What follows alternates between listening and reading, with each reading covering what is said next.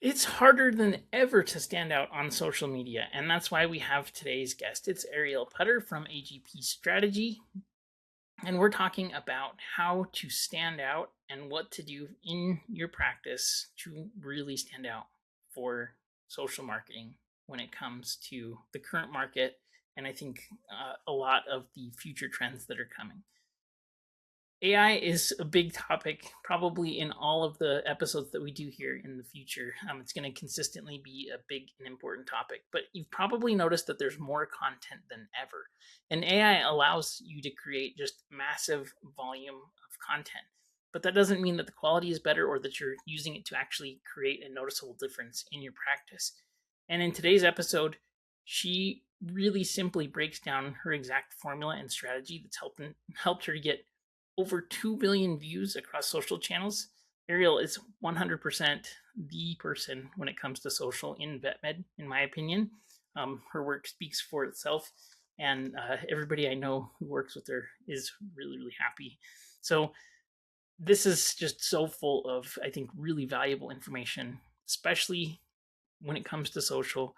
And I think with all of the changes that are coming and the way that social is impacting SEO too, this episode is incredibly powerful. So I hope that you enjoy it. Without further ado, here's my interview with Arielle Putter. So thank you so much, Arielle, for being on the podcast. I really appreciate every time you talk. It's the third time on the podcast, which is exciting. Yeah. So for people who haven't heard your previous two episodes, which I think are great, can you just tell us who you are and how you got started in vet? Yeah, well, first of all, thanks for having me again. I love coming on. And, social media is changing so much. So it's nice to watch the progression of our conversations over the years. But yeah, my name is Arielle. I founded AJP Strategy, which is a boutique digital marketing agency specifically for the veterinary, pet care, and animal health industry. I specialize in social media strategy, but as we'll talk about today, social media is so ingrained in your entire digital presence that I really do specialize also in just general digital marketing strategy for the veterinary, pet care, animal health industry. I got my start in this industry. My uncle is a veterinarian. I worked at his practice. I blew their social media up and realized, I can do this for more people.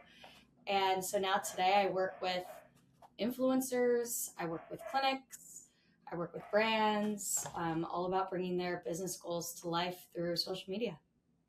That's awesome. And how many total views do you have across? Like, have you added them up? Is it like 4 billion now or something Oh crazy? gosh, yeah, it's like 2 billion actually across Okay. all of my clients. Yeah, I know how to make your stuff go viral, but more importantly, know how to actually attract loyal followers and clients, and we'll get all into that. But yes, it's in the billions. That's amazing. It's Thank you. ridiculous. I think, yeah, you're definitely the most effective social media person I've seen across, like, it's not just the vet industry, but like consistently you can make things work, which is amazing. So Oh, thank I think you. it's pretty awesome. So the last time we talked, I think the biggest kind of uh, changes in general, like I'm sure lots of changes on the granular level at social, but um, it seems like the inevitability of everything marketing and actually taking over everything in life is like AI. So I I wanted to know. ask you a lot of questions specifically around AI in particular. So I think social is one of the unique channels that is going to be less impacted by AI than other channels, like specifically SEO and then also paid ads. I think those have like tremendous amounts of AI Yeah. impact, and there's like a lot of, I think, uncertainty around those. But I think having the skill of being able to make social work is just incredibly invaluable. Like there's so much value to it. What has been the biggest impact that AI has had on social, in your opinion, right now? Yeah. I mean, there is a lot we can talk about this, but everything I'm saying, I want to preface, I'm talking about our industry. Okay, I'm going to be talking about the Yep. veterinary industry, pet care, animal health. Social is AI is having impact on social, I think, a lot more in other industries than it is ours, just because so much of our industry is medicine, and it's trust and it's people and pets in a way that AI can't really replicate as of right now. So I think I'll start off by saying where it's not impacting it is actual video content creation, and editing by way of anything to do with the pets and the medicine. I think right now there's no tool that I have found yet that can take what's going on behind the scenes in your clinic and make it into a video that's actually going to resonate with the average pet owner. I don't think it can do that yet. I'm not saying it's not going to happen, but as right now it's not. I think where it is really impacting it are things like carousel creation, so static posts, photos, graphics, carousels. I Yep. think that is great right now, actually. I think as long as you feed it the information that's medically sound, that's sound to your practice, and you say, hey, here are photos for my practice, turn this into a carousel post about, for example, we're filming this right before the 4th of July, about safety tips before the 4th of July. Make it so that it looks exactly like my branding in my practice and native to these platforms. That I think it's doing well at. I think it's great for transcribing videos. So if you, as a veterinarian, are going to sit down and you want to talk to the camera, again, I'll use safety tips for the 4th of July just as a relevant example right now. The Hmm. odds that you actually talk for 45 seconds, which is probably the ideal length you want to post, are pretty low, understandably so. How are you going to fit all of the things you want to say into 45 seconds? So a lot of times you'll find yourself with a 4-minute long video. You don't know what to do with it. I think plugging it into some of these tools to transcribe it all for you so that you can much quicker than in the past go through and say, okay, here are the parts I want to keep, here are the parts I don't want to keep, so that you don't have to keep watching 4-minute long video over and over.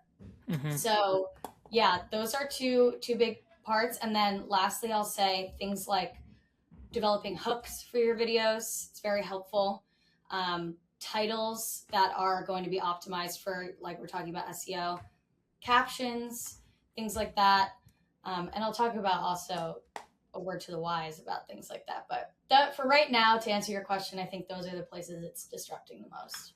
I agreed. I think it's really helpful as a tool, but if you're letting it run strategy, what I'm Yeah. seeing, like I'd say 85% of practices doing is just like having it run. If they're posting regularly, it's like here's posts about Yeah. like generic crap. And Yes. in my opinion, it's like there's no benefit of having ChatGPT. Like you're proving not that you know a lot about what you're talking about, which you do, but you're just saying like ChatGPT knows what you should do for 4th of July. So like Yes. it's And not. guess what? ChatGPT is telling every single one of your other competitors and every single other person what to say and do as well. Yeah. So it's not like you're producing anything unique because of it. Yeah. Yeah, I could not agree more. And it's also so identifiable, right? Like you Yeah. can easily tell when it's being used. So, I mean, the common advice you're going to get with AI across any industry is make sure it's just supporting humans. So, always have the final person eye on it. But I would say, even more than that, do not just copy and paste something it's saying. Please don't. Yeah. It's I so agree. easily identifiable. Yep, it 100% is. I think it's really interesting to see. I have um, a few clients that I'm working with, and I've seen them really embrace AI, specifically for like I'm thinking of a few clients who are just like AI is the best thing ever, and I think Yeah. it's really good. But it's good for data analysis, in my opinion, because I Yeah. see their strategy. It's just so generic now, and so we've seen massive drop offs on specifically sales from um, organic content, and like engagement isn't doing great. It's not, and it's just it's really interesting. I think it's more of like an emperor has no clothes. Like no matter what Yeah. you tell it, it's gonna be like that's the best idea. Here's the Yeah. great campaign for that, and then um, next thing you know, it's just like kind of confirming that bias of like it wasn't really a great hook or idea in general, and the strategy Right. just isn't there. Yeah, So, it's great for after you have developed your own unique strategy and learned what's working for you to then mhm, expand on that. I'll use it. A couple of my clients really like it for, okay, we have developed our strategy together. We know what's sticking, what's working to bring in new clients or retain yours, but also reach the internet well, like, getting your views. Here's what we figured out. Okay, AI, help us create more based on what is working. That is a great use case for it, but not, it can't be that first thing you're doing, especially in this industry where the whole point of being on social media as a veterinary clinic is to establish trust, right? yeah, We could talk about all the other things it can do, but it's trust at the end of the day. It's building a personal and emotional connection before they've even come in, or it's after they've come in, and then it's helping you retain that client. The quickest way to get rid of someone's trust these days when it comes to medicine is a clear use of AI. I'm not going to trust my veterinarian.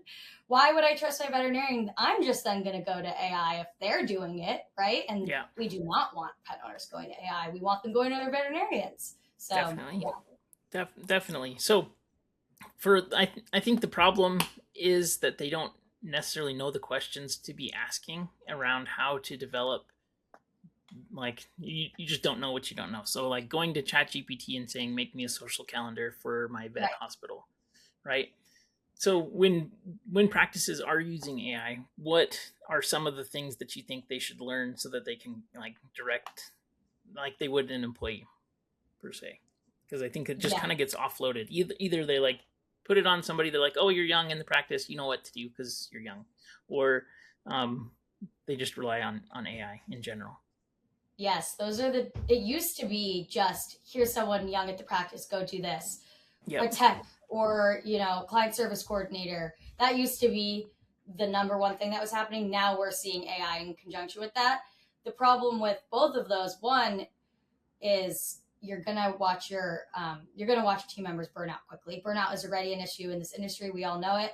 If Yep. you're adding another thing onto their plate, they're gonna burn out fast. And just because they're young does not mean that they know necessarily. They'll definitely know the kind of content that's going to do well and it will look modern, but it doesn't necessarily mean it's the kind of content that's actually going to bring in a client, right? And then if you rely just on AI, it's everything we just talked about. So my advice is start with these guidelines. Don't let AI tell you about these guidelines, what I'm about to say, and Okay. then help it feed off of after you're testing what's working for you. So I want everyone, I want every practice owner, manager, every practice. I want you on TikTok and I want you on Instagram and Facebook. And I want both of Instagram and Facebook to be connected to each other. Meta is annoying, but once they're connected, one thing you post on one is going to automatically post to the other, saves you so much time. And then I want you to start with TikTok. I want you to edit within that app and I want you to post it there. And then once you post it there, it's going to save to your device without the watermark. And I want you to put the same thing on Instagram and then it's going to post to Facebook. You're doing one thing and it's hitting all three platforms. We can get more advanced from there, but just to start, that is the easiest use of your time. From there, I want you doing that 2 times a week, 2 to 3 times a week if possible. I know it's hard. And I want the two of those things to be video.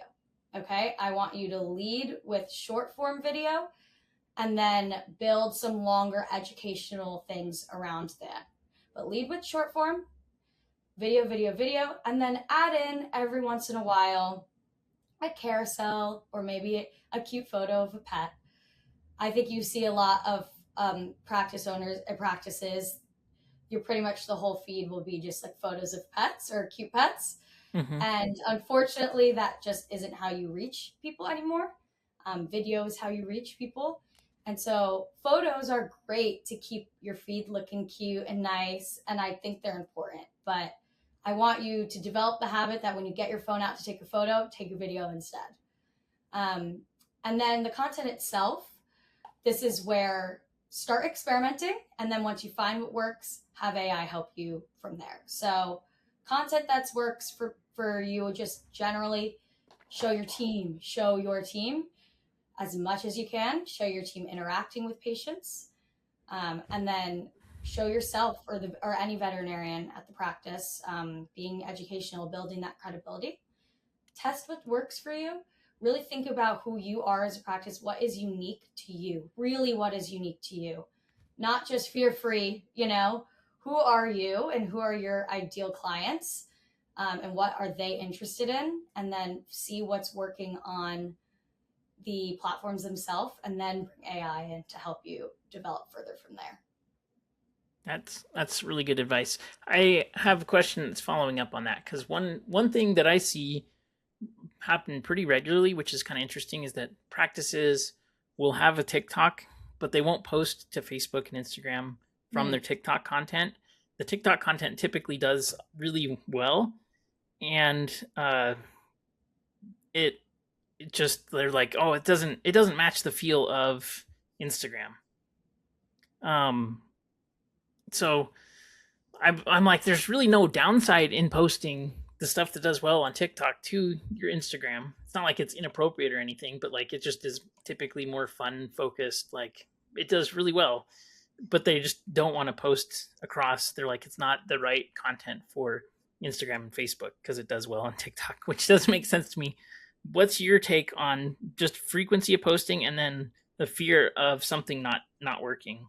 Yeah, I could talk about this all day. So that is maybe was true 4 years ago, but it's not true anymore. And think about it just from the perspective of Instagram, of Meta, like from the CEO of Meta's perspective, they want people on their platforms, and they know TikTok is taking people away from their platforms. So they're continuously optimizing their platforms to make sure that whatever's doing well on TikTok is going to do well and bring people over to Meta. And so, in fact, one of the biggest indicators that something's going to do well on Instagram is if it has done well on TikTok already. 9 times out of 10, if it's doing well on TikTok, it will also do well on Instagram and Facebook. So there are definitely times, but I would say once a month, really what you're realistically posting. Once a month, there's a time like, okay, I'm not going to bring this video over to Instagram. Maybe if it's super silly, like really, really weird, and like an audio that's only trending and doing well on TikTok, fine. You don't have to bring that over to Instagram. But it's so rare that that's actually happening. So please, you are doing yourself a disservice, not just posting across all. And I promise you, pretty much the same audiences are on both anyway. And if it really bothers you, you can press, you can toggle something on where it says, don't show it on my main grid, just show it on my reels. If it really bothers you that much, you can at least do that. Okay, got it. I think there's no downside in general. Okay. And do you see that the algorithms don't like penalize you for having something that doesn't work? Is it just content specific, or is it like channel specific? So like if you get consistently winners and then you post something that's bad or just doesn't do well, right? It doesn't hurt your future posts, or what are you seeing? Of course not. In fact, I think the algorithm rewards those that post consistently regardless if they're not doing well or not. I really think that that's a huge part of it, actually, that you're not just giving up because something's not doing well. Consistency is consistency no matter if it's doing well right now at the time. Like, start with being consistent, keep pushing at least 2 to 3 times a week, and it will reward you. And being consistent is also, it's serving another purpose, which it's helping you learn what's doing well or not, or you're learning how to edit properly, you're learning what's working. So it's only helping you in the end. But no, it's not going to penalize you at all. And these algorithms are pretty finicky. There's times where things just, for example, we just went through a whole big ownership shift on TikTok. And as they're retraining the algorithm to be more, an American algorithm, I saw a lot of my top performing clients just all of a sudden not do well. I'm not going to just stop posting because of it. They'll notice that. The algorithm will pick up on that. So yeah, no, it will not penalize you. I promise you that. And do you think that specifically like Meta and TikTok, do they have the same type of interest graph?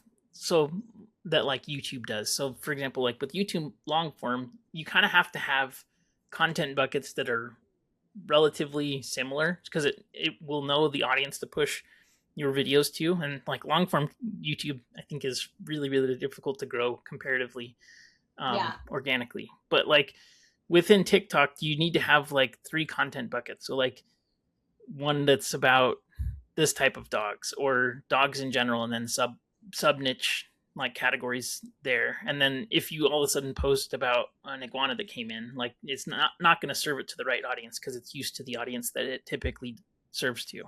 Does that make sense? Yes, that makes sense. I think about it a little less niche than maybe like a type of pet and more of the emotion you're bringing out of the audience. I'm thinking Okay. them as you're gonna make them laugh a lot. A pet's being really funny or your team members being really funny. It's gonna feed it to that sort of group, or Mm-hmm. it's really emotional.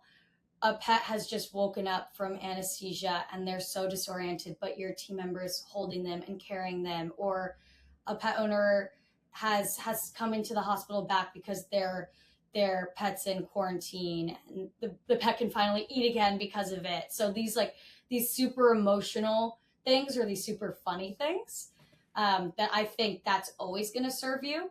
And then where you can get really niche is, I think, educating safety tips in your local market.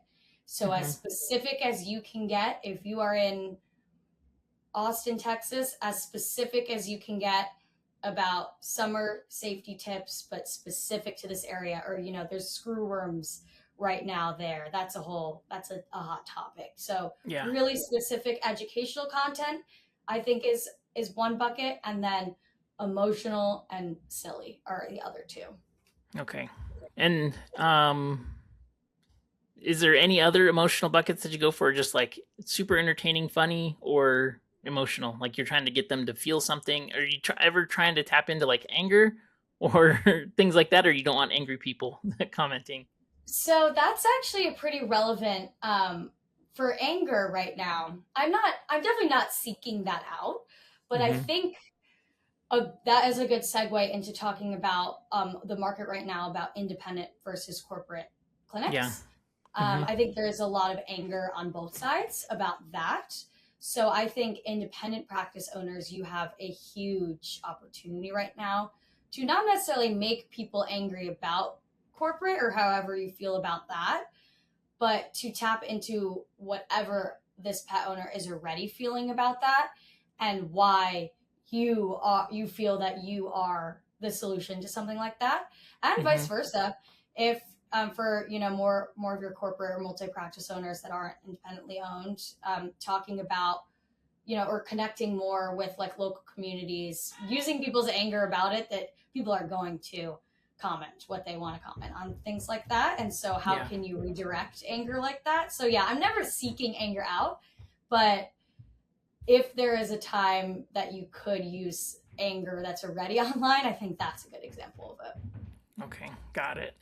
And I think that's really interesting, right? You're just trying to tap into people who already believe what you're basically trying to convey, rather than trying to Right, convince them something. And I think that's right. always from like paid ads perspective. You're always just trying to find people who already think they need like the service, rather than trying to convince them that they do. So that makes a lot of sense. When it comes to posting frequency, you said 2 to 3 times a week. Do you think that's enough? Because um, I mean, just the velocity at which content is being created now, it seems like there's just an explosion of content, and I don't think it's going to slow down. And Yeah. so, do you think that more is better? And like, is there any downside to more, or it's just trying to get them to basically start and do something rather than like having to do like 20 posts a week or Yeah, something like that? it more has to do with just being consistent in the first place. And Okay. I don't think consistency can be anything less than two a week in terms Mm-hmm. of training the algorithm and having the algorithm find out where, your audience is. From there, if you have good content, please, 3 to 4 works great. And I don't think you're over flooding it if it's good content, because I think what is being flooded is not really great content. So if you have good stuff, it's going to differentiate itself regardless. But when I say 2 to 3, and with 2 to 3 meaning 2 videos and the third being a carousel or a static, and or maybe a video if you can, that's just to help train this algorithm and get it up and running and get your own process up and running. And I also understand that for a lot of practices, you're not necessarily hiring someone specifically for this. So it's what you can feasibly do. Mm-hmm. And so if you're going to actually set the time and dedicate yourself to this engine that is organic social media, you can't really do less than 2 a week consistently. Yeah.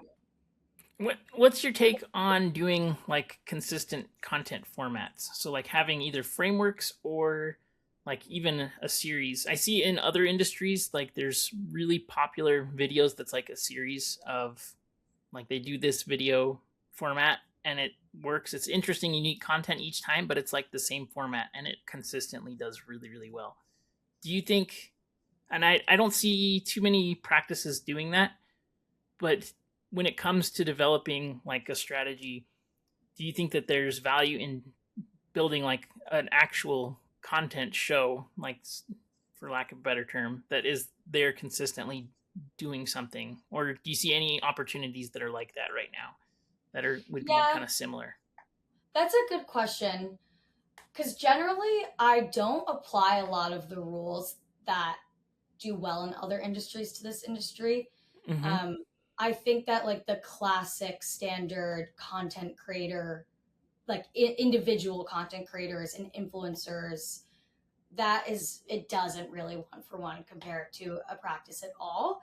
Mm-hmm. So I'll start with saying that, but I do think there are things that we can learn and bring over. I just don't want you to pigeonhole yourselves and just use this one framework and not really experiment outside of the box from there, Yeah. So I would say, and you'll notice when a series is like, okay, it's time to cut this off. So I think you can develop educational series that follow pretty similar framework, which I would say is hold the phone or put the phone down in front of you rather than have someone film you. So to try and capture a little bit more of that, like of what natively does well on the platforms, which is just everyday creators holding their phones. I always want you to think about the fact that these platforms are always going to prioritize what is native to them already, Mm-hmm. what does well, and what's native to these platforms are people, they're not brands. So think about what people are doing whenever you can. So holding the phone is a good framework for when you're as a doctor talking to them. I would say more like bring a pet into the video, something that's engaging. And then the framework can be hook. And so when I say hook, I don't mean like hi, like my name is Doctor, and today I'm going to be talking about this. It's like hook about the topic immediately, and then have so hook, then it's hi, I'm Dr. So-and-so from so-and-so clinic. Today we're going to be talking about this, and then the body. So I think that's a good framework for something like an educational video. That's the only time really that you can mimic creators, like content creators online. And then I would say from there, trends is an easy framework as well, right? Like getting your team Mm-hmm. involved in trends, but that's a little bit harder. And then everything else from there should be what has happened in the clinic this week. Mm-hmm. Things you cannot predict. I want you recording everything that is humanly possible for your bandwidth as a team. I want you recording it, and you will be shocked the ideas and the things that you can come up from that. Pets are hilarious. They're adorable. Your team interacting with them is amazing. Every day, little behind the scenes interactions that are already happening, if you can just get that on camera, that is 70% of your strategy, and you're done. You don't need to think about what to do from there. For sure. That makes total sense. Every other industry wishes they could have pets in it. Correct. Somehow. It's true. Think about every ad trying to bring in a dog that makes no sense. Why is there a dog in this ad? It's just because people have dogs, right? Yep. Exactly. Yeah, we have a gold line there. So use it. Lead with the pet. Lead with your team. The rest will follow.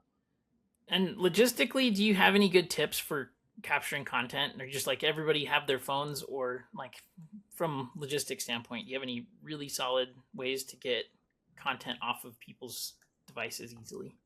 Yes. So it definitely is. It all comes back to the culture of your team, right? So Mm-hmm. I mean, if you want to build a nice culture, regardless, of course, social media is not the reason to build a nice culture. But if you For have sure.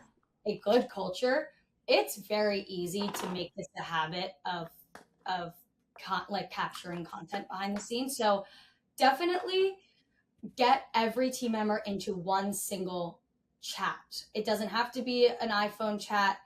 Maybe it's there's apps to do this. There's Slack, there's Telegram, there's Google Drive. Get everyone logged into one place and Mm-hmm. make that where you are sending content back and forth.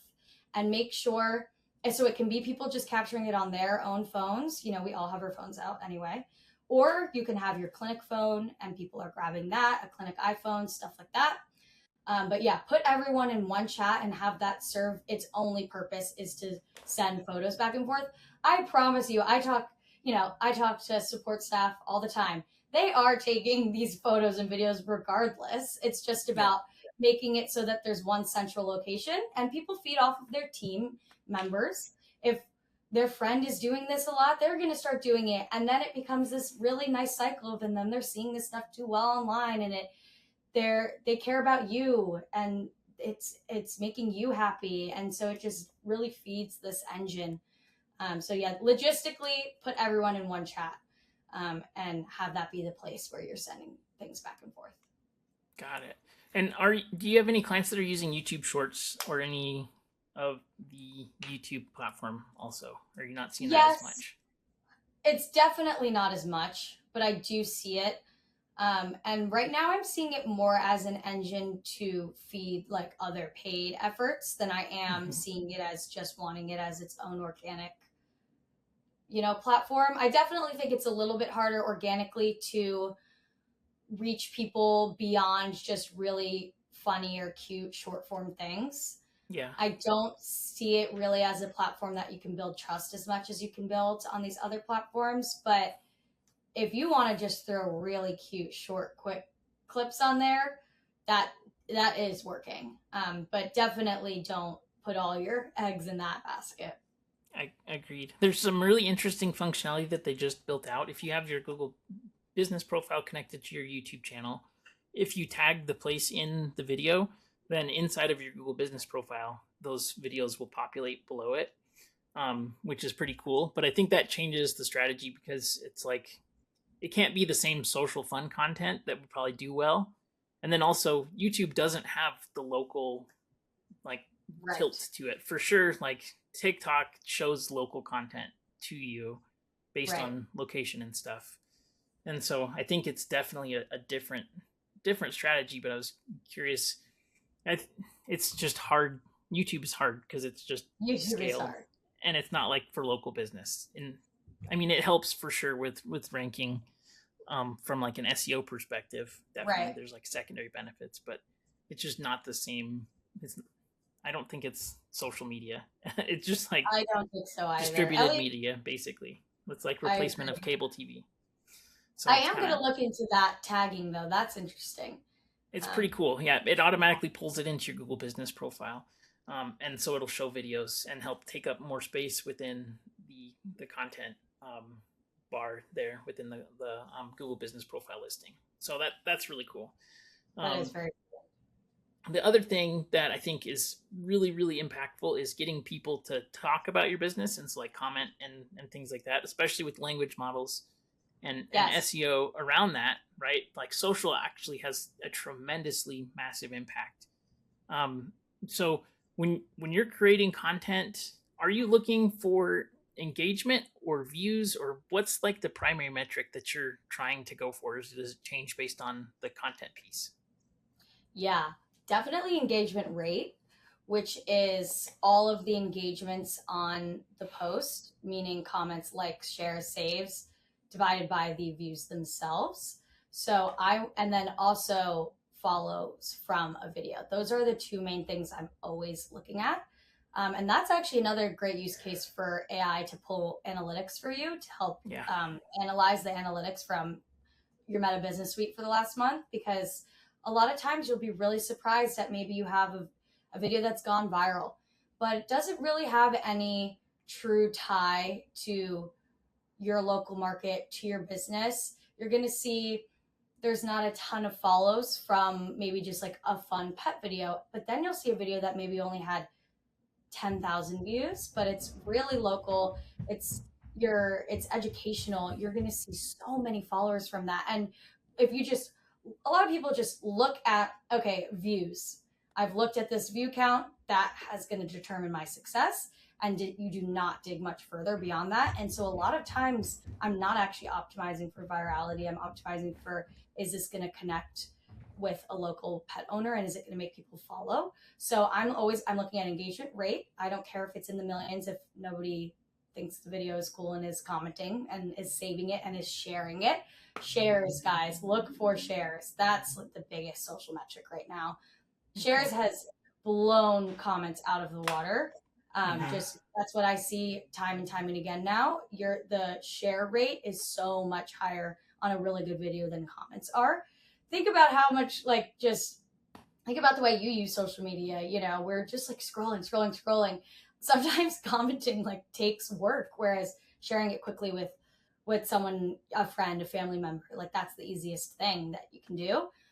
So yeah, shares is a big one, but overall engagement rate and then follow count per video. Got it.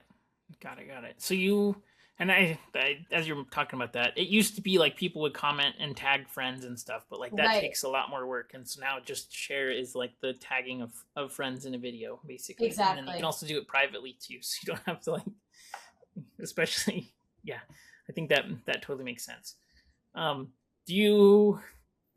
So out of all of the actions that can happen on a video, it's going to be shares first and then saves, or just likes? Do you find that trying to create content, especially educational, would you say that your target is saves or anything like that, or there's not really? Yeah, for an educational video, I like a save. For maybe if it's summer tips, save this so you have them, or hiking tips, things like that. I would say education is save. And I would say pretty much everything else is share. Okay. I would say those are my biggest engagement metrics. And then when it comes to calls to action and profile links and things like that, are you seeing any good ways to get people to actually take action? And then what are your favorite methods? Are you still sending people to Instagram from TikTok, or is that, I feel like TikTok has really matured a lot, and so it's kind of, I don't know. What is your take on that? Yeah, so I think this is one of the biggest topics to cover in organic social media, because unlike paid, it's much harder to track actual conversion. And that's a lot of people's issue with organic social media, is they don't feel like they can actually track, is this working for me? What is working beyond the views and the followers? Am I actually getting new clients? Am I retaining clients? And first I'll say, if you want to commit to organic social media, you need to commit to a little bit of that uncertainty. You need to trust that it's an engine that's feeding every single other part of your online presence, and that it's also serving as, we're talking a lot about, reach, but I want you to also think about social media as another website that people are going to after they've seen something else, or if they've even driven past you. They're going to... Most people are going to look you up on social media, and they're going to scroll around, and they're going to build trust from that. So viewing it as not just an engine for search, but actually as sort of a landing page. And then as it pertains to tracking, now I'm getting off topic. Remind me the original question. What calls to action are you sending? Right. TikTok to Instagram and Instagram to TikTok? Are you sending them to the website? Or what do you think about that? Right. So as actual just call to action for the accounts themselves, a simple link in bio for all accounts. You don't need to be sending across platforms anymore. I actually think that these platforms do not like that anymore. So simple link in bio. that is the easiest way to track. But I think the most important trackable thing is your how did you hear about us form. I know that that's always been for no matter before social media ever was what it was. That's important to practices, but that really is one of the biggest ways to actually be able to tie it back to social media. But yeah, link in bio. It can be the website that has a trackable link. It can be a specific blog post that you want to push people to. But yes, link in bio for each platform. And then Facebook is a little unique, and I don't think people are taking advantage of this as much because Facebook is still relevant. Not as relevant, but it is still relevant. Is you can comment links directly in your comment section. You cannot comment links on Instagram and TikTok, so you can track things a lot better with your CTMs, stuff like that on Facebook. So I would use that for Facebook a lot more. If you really want those conversion metrics, yeah, that's a big one. And on Facebook, I know you can message directly from people who comment on there. Can you do that within TikTok or Instagram? I'm not sure. You can on Meta Business Suite for Instagram and Facebook, but you can't do that on TikTok now. Okay, got it.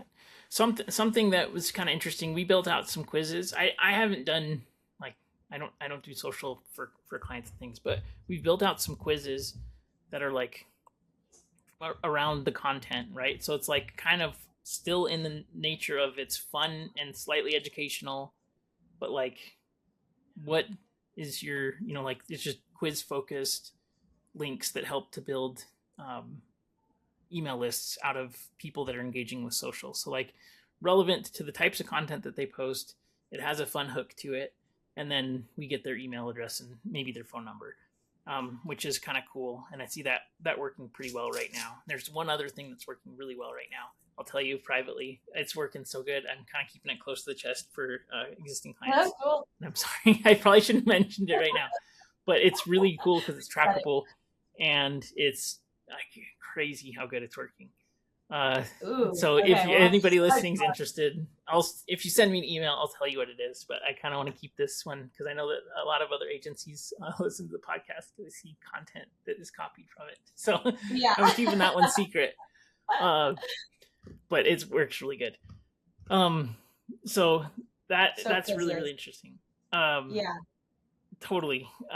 So then a quick question about existing content, right? Do you see value in reposting existing content that did well? Ooh, yeah. What's the life cycle of a piece of content? Good question. First of all, the life cycle of content these days are so long. I have 8, 9, 10 million type views videos that from 2 years ago that every day I'm still seeing more likes and comments and shares from. So content life cycle these days is very long. So when you have a winner, it is going to pay dividends for a long time. Mm-hmm. Okay, yes to reposting, but no, not on TikTok. Instagram and Facebook handles reposting very well. I think do it strategically so that it's not a month later, but maybe 6 months to a year later. Yes, reposting on Facebook and Instagram is huge. But again, I do not do it on Facebook. On TikTok. It does not work. Okay. But unless it's an old TikTok of yours, TikTok just is their monitors for content guidelines are really strong, a lot stronger than the other platforms, in my opinion, of it constantly thinks you're stealing work, even if it's your own work. I see. So interesting. That one is Facebook and Instagram are not like that as much. But for example, I think a classic one to repeat is around the new year. People do, I find this works every year around the new year, doing here's what did best on my account, your favorite viral videos from the year, and they'll go viral again. I have a video that when I posted it for the first time, it had 9 million. Then I posted it again at the end of the year for a clinic. And then it was at 17 million, the second one. And it's the same video. And it's funny to watch user behavior too, because I'm getting some of the same comments. And so it's doing well. And it's just reaching new people that I clearly had it in the first place. So yeah, I do like reposting just for those two platforms though. Got it. That makes total sense. And then when it comes to specifically like around editing and things, how much editing do you think people should do? I think there's two ways to go about it. Like I see the content that is highly edited, and I think there's definitely pushback on long form to like doing the heavy Mr. Beast edits. Like I think people are getting tired of that, like constantly punched in the face by a new hook every like 20 seconds. Um, but with shorts, like I either see it does really well because it's extremely well produced, not like professional production company, but like you can tell they're spending time editing and like creating like the same amount of work for a long form that they would on short form, right? Or it's just like the really unpolished video. There's not like a middle ground. Like when I see people using the templates that exist within, I can't think of the name of the app that's like the CapCut. native, yeah, CapCut. When people use CapCut templates, it like almost never does well, is what I see. I'm thinking of some people in particular. I'm not going to mention them because they'd be offended. But what's your take on edits? Do you think it should be polished? Should it be super edited? Do we need to add like meme culture into it? Like what do you think? Like Yes. where's your take on it? This goes hand in hand with what I'm talking about, where content that works for other people in other industries, it does not translate to this industry. I hate CapCut templates for this industry. I hate super edited things. I hate super polished things. No flash transitions. No, none of that. It does not, unless you are a professional editor and you have been hired to work at a clinic. I'm talking to like the average person using their phone. Like, do Yep. not play around with flash cuts and these templates. It doesn't work for this industry specifically. And that's why when I was talking about before of like AI content creation or editing in this industry isn't Mm-hmm. really working because it's all optimized around those types of like clickbait content. That right, the stuff that works for YouTube Shorts, it's not going to work for a pet owner. It's just not. So when I'm this whole time when I'm talking about editing, I mean literally just putting clips together. That's all I mean. And TikTok natively has a great platform to do it. I think it rewards people who edit within the app anyway and post within the app, not using scheduling platforms. So when I say edit, I just mean clipping things so that it's fast paced, it's interesting, it's getting to the point. That's what I mean by editing. Please don't go crazy. It doesn't build that credibility, and it creates more effort for you. I would say just make sure that if it's really high quality, like update your phones. Get a new phone, honestly. I know that sucks, but it's the truth. The phone I use for work versus my personal phone, and it's just like a couple different iPhone models. The camera really is better. If you just have Yeah. a really good camera and it's bright, that's it. That's really all it is. Okay. And then um like should you incorporate sounds on all of the videos too? Like is that always something? Is there any downside to not, like obviously you don't want it to be louder volume than if you're talking, it makes it hard to listen to. But what's your thoughts on sound edits too? Good question. I'm actually finding more and more recently that not adding audio really helps with for this again for like behind the scenes stuff. Yeah. I'm finding myself a lot like just less and less just adding on an audio just to add an audio, thinking it's going to increase reach because it's a popular audio. Mm-hmm. Just keeping like the regular sounds of a veterinary clinic is very interesting to people. I'm always talking about using social media as a way to sort of pull back the layers, show behind the scenes, just show what's happening back there. And so actually using the audio and of course, make sure that nothing insane is being said or crazy things are happening. But I find Yeah. using natural audio is really working well, even especially on an educational video. Don't feel like you need to just add like an ambient sound in the background. Like you don't need to do that. Use it if you want to influence the vibe of the video, right? Like if you want to make this, if you want people to find this a little funnier or cuter than what it actually is, use music in the way that you would use music in your life to influence the vibe of the video. But if you don't need to be doing that, I don't think you need to add it. But I think my advice always is evenly cycle through types of content. So when I'm talking about like 2 to 3 posts a week, maybe your guideline is one of them is a sit down educational video. One of them is a short form video with a fun audio on it, right? And don't do 2 in 1 and use a lot of the same. Make that feed balanced. So yeah, I don't always assume you need a super trendy audio. The other thing is why I recommend using TikTok to start. TikTok should just be your start and then bring everything else from there for multiple reasons.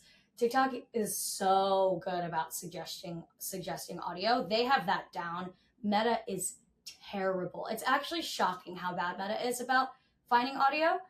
Yeah. It's so bad. So TikTok's really good at recommending audios. It's really good about being able to just pull and save audios from there. So that's why I recommend starting from there, and then moving over to the other platforms. Totally makes sense. Do you think that practices should buy mics or no? Yes and no. I don't think it can hurt you, but I don't think it's necessary. But it's a cheap thing that you can do, especially if you do want to if you want to take my advice and keep the natural sounds of the audio in the background. It would be nice to have a singular voice being held. I also am finding this is working for some of my clients recently, for educational videos. Purposefully sat down in a place where there's a lot of things going on in the background, like a dental is happening, vaccines, things are happening in the background. I think that's been very interesting and working really well. It's a pretty dynamic piece of content. So for something like that, have a mic for sure. I think that helps.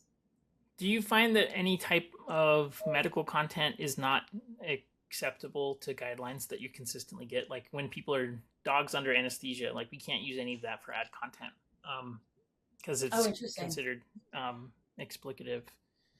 So is there something that's like not a good category to go after with the social content? Well, that's where you really do think about your brands. Like, do you want more like urgent cases, emergency urgent cases? If so, then you could so target a community online that finds more graphic medical content really interesting. Always do a trigger warning and don't make it the first slide blood or anything like that. But that's really where you start talking about like your brand pillars and who you are as a brand. So there is a section of the internet that works very well for. But if you're attracting more primary care or just general wellness, clients, I don't think you really need to bridge into anything like that. But it's funny you mentioned anesthesia. If I could give one like secret tip to everyone, it's post more pets waking up from anesthesia. Yeah. Everyone loves that. That consistently does well online. I know it's probably not the same thing as literally being under anesthesia, but yeah, there's some things that pet owners just don't want to even know about. They don't even want to know that your pet is, that their child. You don't want to see that, right? Yeah, so it's laying there with his dog tongue off to the side and tube down its throat. It's not great. Yeah. Everybody loves showing the dentals. It's like during it, I understand, but like that's not what the pet owners want to see. Yes. Yeah. No. It's also it's boring to them. That's not what they're really interested in. Agreed, 100%. Well, tell me from the clients that you see. Like I know a lot of the clients that you work with, but typically what are the clients that you work with? What are they after and what are they looking for? Is it more engagement? Do they want to develop a brand? At what point do they typically reach out to you? Yeah, the clients that reach out to me already see the value in social media, right? I'm not really working with anyone that needs to be convinced that organic social media is important. I don't think they're reaching out to me otherwise. I'm not here to convince you of that. I know it is. So the clients that I am working with have already said, okay, organic social media is important. I either do not have the time to do it consistently. So I just I don't care about the metrics or anything like that. I just know it's important and I don't have the time to do it consistently. So please do it consistently for me. And then of course the benefit will be, I will get you new clients because of it. Help you retain your clients. Or it's, we have a team starting to do it. But I'm not seeing any return. I don't know how to track clients. I don't know how to know that I'm retaining clients. I need help making sure that AI is feeding and scraping our videos, and it's impacting when a pet owner is going to go to chat and say, like, what is the best veterinarian near me? You know, they need help with more of that specific strategy. And so, yeah, those are sort of the two types. Or, you know, I do work with some brands that need to sell things. And that is, you know, that's more about like a client acquisition side of things. It's selling a product. So, yeah, that's For typically sure. who I'm seeing.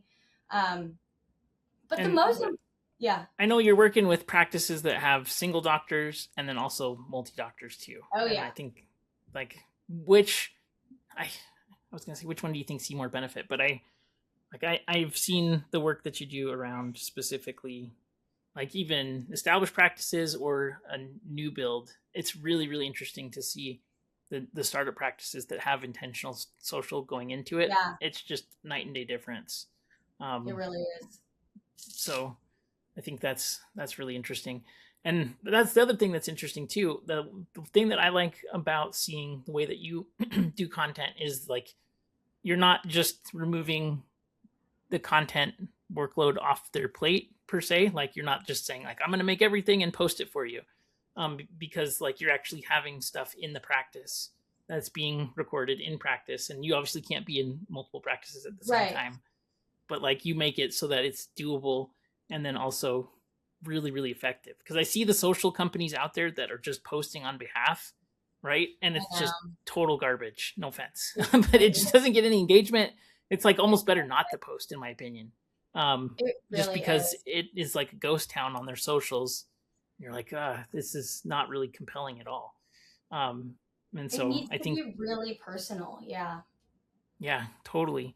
And typically, when you're working with a client, how much impact are they seeing? I'd like to get your take on it because I know what I see behind the scenes too. But how much do you think it affects a practice in general? So much. It is organic social media feeds everything. You know, it's your Google business profile, AI, your reviews, retention, just share a voice in the market. It feeds everything. And I really want people to view it sort of in three different ways where yes, you can get reach and you can get new clients and you can bring new clients in. I see that happening all the time where you see people, oh, I saw you on social media from just that. But then I want you to also think about it as sort of your second website almost, where every other effort that you're doing, every ad you're putting out there, every local event you're going to, every review you get, everything, so they are going to look you up on social media after. They are going to. And if they can scroll your feed and see these really, you know, personal, not ChatGPT videos and photos of your team, of you and your team interacting with people's pets, that Mhm. is going to just be one of the strongest indicators of okay, I am going to book an appointment. Just being able to see that. So yeah, I see it impacting my clients for getting new clients for sure, but a lot with retention. Because do you Yeah, know how much people love seeing their pet online after they've been at an appointment? They love it. Half of your clients have an Instagram for their pets, right? That they're going to yeah, comment and tag. So it helps retain. It helps feed really really personal reviews. And as we know, a really personal review is going to impact so much of that decision making as well. So just view it as one of the most important pieces to everything on your organic or sorry your internet presence. And then also when you want to step into more paid advertising, organic is this great foundation to build off of, where my clients see a lot of success of taking like a win that I've had on organic and making it into paid. And so then you're able to really target your local community even more with a video that's already resonated and done really well. So for a relatively low budget, it's one of like the only things you can do that can do all these things simultaneously. Again, with a pretty much a low budget. It costs nothing to post, yeah. you know? It costs nothing. Exactly. And that's 100%. I mean, if it works well organically and it has a direct tie in to some service, like it's going to do well. on the Yeah. paid side for sure. There's no doubt. The performance between it's like free testing on your ad creative, Yeah. because when you're posting like just directly for ads or you create a campaign, you have to go through learning and see which creative works and which hook works, and so then it just eliminates the guesswork on if it's going to be a successful ad or not. So I think that is 100% true. And I know that you have like you don't have an unlimited capacity, so I think I 100% recommend you to everybody I talk to you.